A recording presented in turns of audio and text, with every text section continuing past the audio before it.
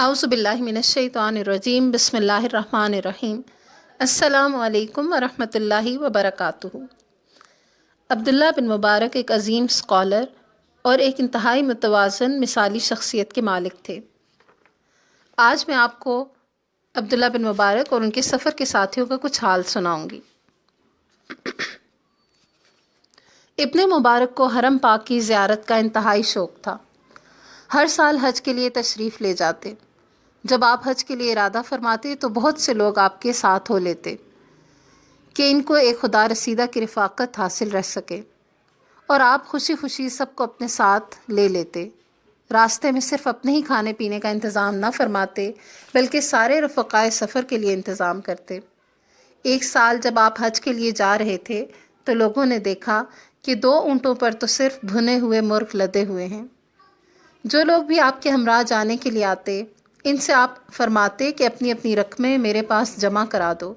लोग अपनी अपनी थैलियाँ आपके हवाले करते। आप इन थैलियों पर मालिकों का नाम लिखकर हिफाजत से रख लेते और रास्ते भर अपने पास से खर्च करते। साथियों को अच्छे से अच्छा खिलाते, लोगों के आराम और जज्बात का पूरा पूरा ख्याल रखते और हर तरह की सहूलत पहुँचाने का अहतमाम करते। हज से फारिग होकर मदीने जाते और रोज़ा अत्हर की ज़ियारत से आंखें ठंडी करते। फिर जब वापसी का इरादा करते तो साथियों से कहते कि अपने घर वालों के लिए ज़रूरत की जो चीज़ें ख़रीदना चाहो ख़रीद लो। लोग अपने घर वालों के लिए ज़रूरत का सामान, दोस्त अहबाब के लिए तोहफ़े वगैरह ख़रीद लेते और हज़रत कुशादा दिली से इनकी कीमतें अदा फरमा देते। हज से वापस घर पहुँचते तो अपने सारे साथियों की दावत करते। दावत के बाद एक नशिस्त होती और आप हर एक रफ़ीक़ सफ़र को इसकी अमानत में रखी हुई थैली वापस कर देते। एक बार दोस्तों ने पूछा, हज़रत आप बताते नहीं कि हज के दौरान सारा खर्च आप अपने पास से करते हैं।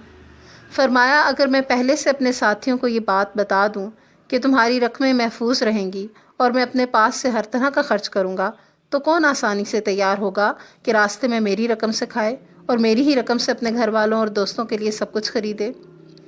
अगर मैं शुरू ही में इन पर यह राज खोल दूं या इनकी रकमें लेकर महफूज ना रखूं, मुमकिन है कि ये मेरे साथ ही न जाएं और मैं इनकी रफ़ाक़त और ख़िदमत से महरूम रह जाऊं, और फिर ये भी मुमकिन है कि ये सब ज़ियारत हरम की सादत से ही महरूम रह जाएं।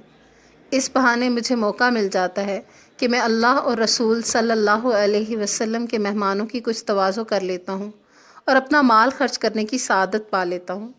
तुम ही बताओ, अपना दिल पसंद माल खर्च करने का मसरफ़ इससे बढ़कर क्या होगा कि आदमी अल्लाह और उसके रसूल सल्लल्लाहु अलैहि वसल्लम के उन मेहमानों पर ख़र्च करे जो अल्लाह और रसूल सल्लल्लाहु अलैहि वसल्लम के घर की ज़ियारत के लिए अपने घरों से निकले हों।